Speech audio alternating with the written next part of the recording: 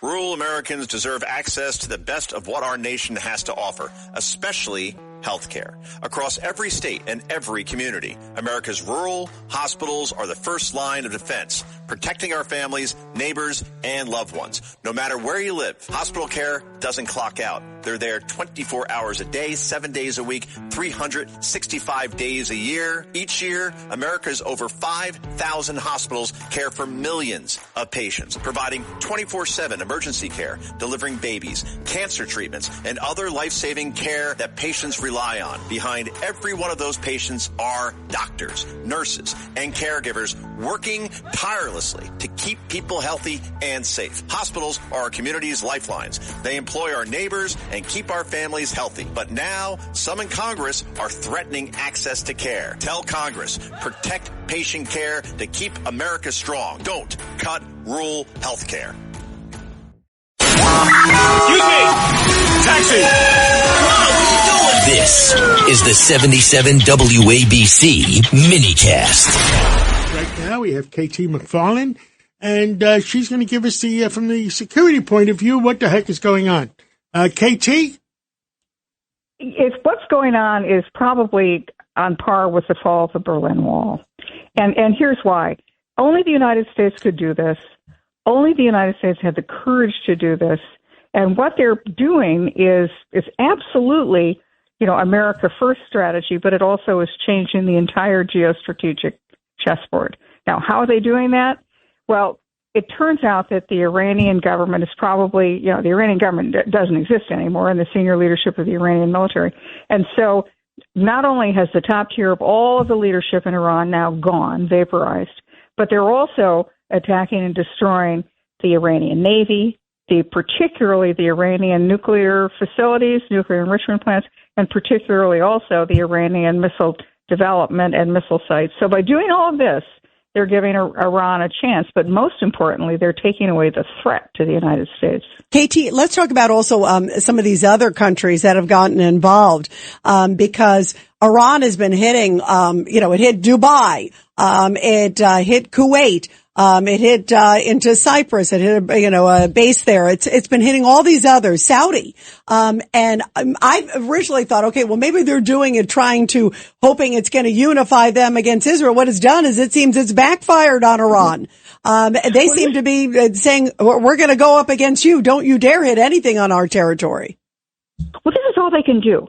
And this is why what Trump has done and the timing of it is so strategic. Iran no longer has any defenses. There's no air defense system. The air defense systems that they had located in Syria, those are gone. The ones that were in Iran, those have been destroyed by Israel and the United States. So basically, any attack coming on Iran from the air, missiles, drones, it gets through. There's nothing to defend them. All Iran can do is retaliate. And that's what you're seeing. And that's why they're sort of shooting stuff off, who knows to where.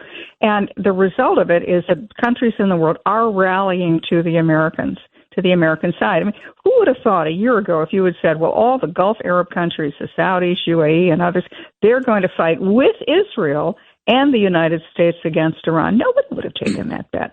And yet we now have an Iran that's completely isolated. The Russians, they're not helping.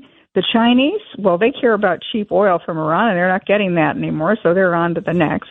And as far as all the other countries in the world, Iran is completely isolated. It's abandoned. It's broke because it doesn't have oil revenues. And it's now the most vulnerable it has ever been. Well, we're taking out their entire Navy. We're taking out their entire Air Force. We're taking out every ICBM, every missile. I think we're doing the right thing. I mean, you can't trust these people. No, and the way the blackmail that Iran has used is they wanted nuclear weapons so that they could blackmail everybody. But they also, as a sort of protection to develop those nuclear weapons, they've got this massive missile program. And, not just hundreds, but thousands and thousands of missiles. And that's what they're shooting off now. It's the only thing they've got, and it's very effective in the sense of causing mayhem and distrust. But I think the genius of what President Trump has done is he didn't go in a little. I was worried that they would go in a little bit, knock off a leader, hope for the best, and that wasn't going to work out. But the fact that they've eliminated everybody It's now thrown chaos into the IRGC.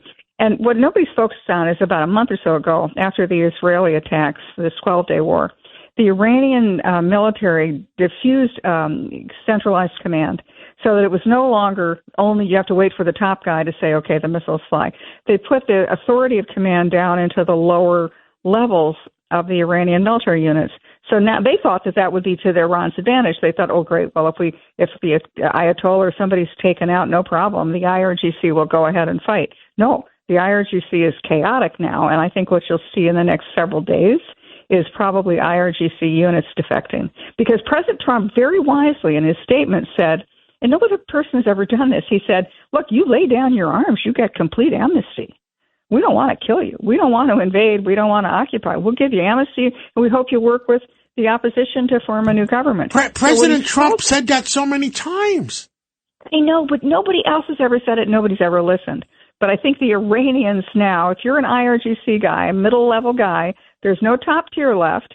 There's the middle level, their lower level, and you know that your only option right now is to continue to fight and die, or to throw down your arms and try to somehow salvage whatever you have. I think that you'll see more and more units defecting, and once that starts happening, it'll be like a snowball effect. Yeah, that'll be the floodgates. KT, Thank you very, very much. Really appreciate it. What an amazing day, and it's so great to have you on talking about it. Thank you. It's a pleasure. Thank you very much. Very much. Listen to this podcast now on the Red Apple Podcast Network. The Leadership Thread with Dr. Peggy Polonis. I'm Dr. Peggy Polonis. Join me on each episode where I unravel the story that shaped leaders, tracing the thread that led them where they are today. Because leadership isn't born in adulthood. And thank you once again for joining us on the Leadership Thread, education, ethics, and sustainability. Download all of Red Apple Media's podcasts right now through your favorite podcast platform.